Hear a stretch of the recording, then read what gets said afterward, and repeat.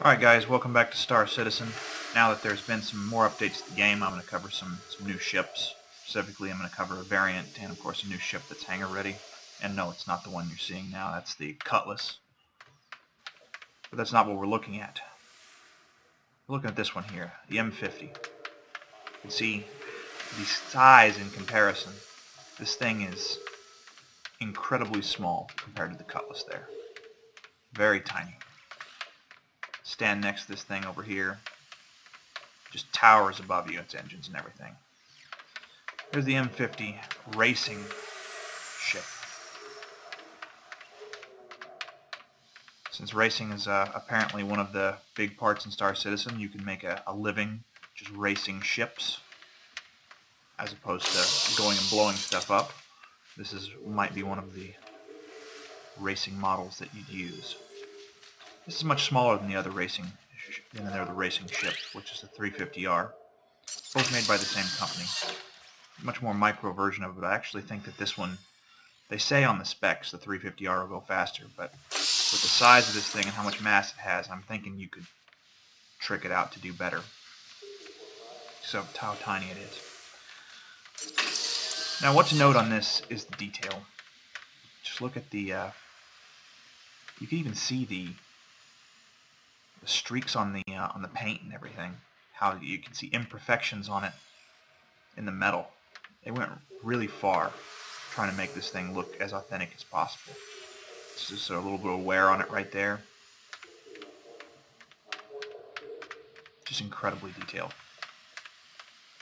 Of course, this is one of the newest ships available in the hangar, so we'd expect it to be detailed. Alright, so that's the M50. Moving on. If anybody has been seeing any of my previous videos, you'll see the previous Constellation. Well, recently they've announced the changes to the Constellation line. Announced that we're going to have the base Constellation we know as the Andromeda, and there's also a budget Constellation called the Taurus, which is basically the Andromeda minus the fighter in the back and a few of the luxuries, and it's basically a stripped-down version with more cargo space. And there's also the Aquila, which adds a rover that actually drops an on-planet little bitty vehicle, and upgraded sensor suites and things you'd want for that for an exploration ship. And then there's the luxury Constellation, and also smuggling Constellation too, because it has a shielded cargo bay. People can't scan your cargo, and this is what we're looking at here. This is the Phoenix. This is the best model of the Constellation. So just like the base model, it has this Merlin snub fighter. Now this and then the previous ones was never actually dropped down like this, where you could see it hanging down below it. Although all of the new models, now that it's been updated, are like this and have the Merlin down like this, not in the small bay. So you can see the pipe right there that leads up. That's how you board the spacecraft.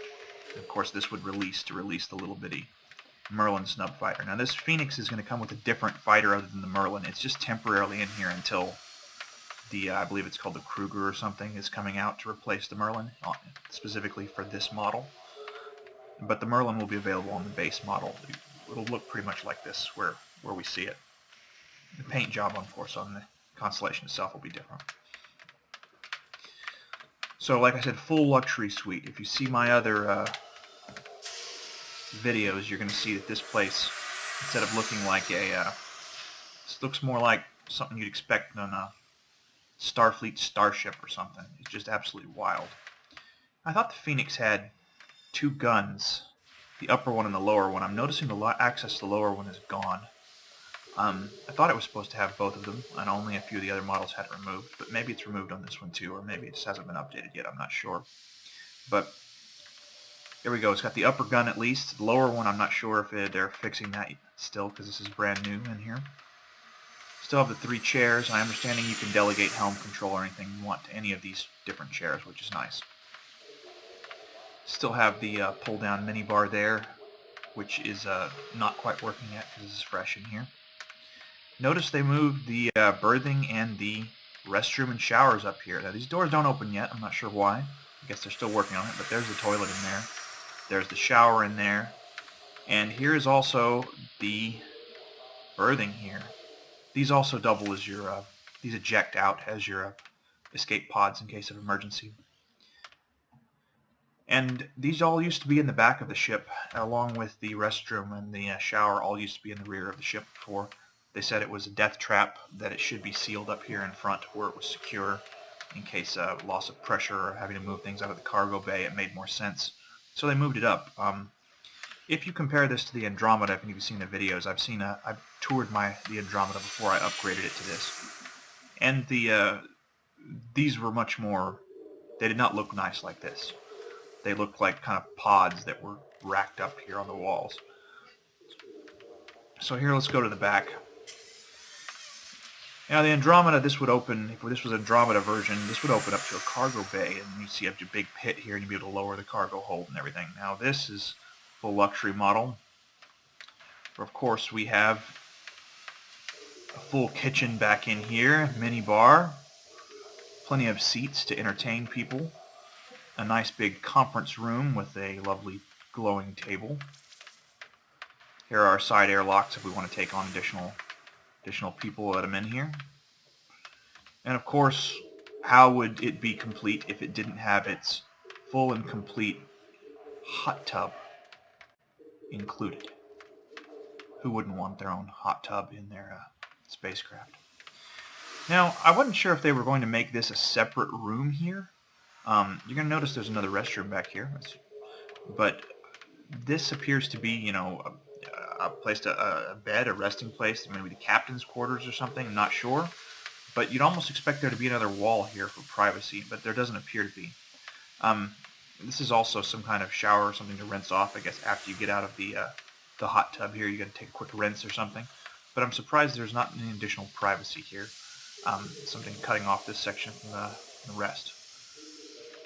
And of course, you have to get access to your little snub fighter in the back, which is right here.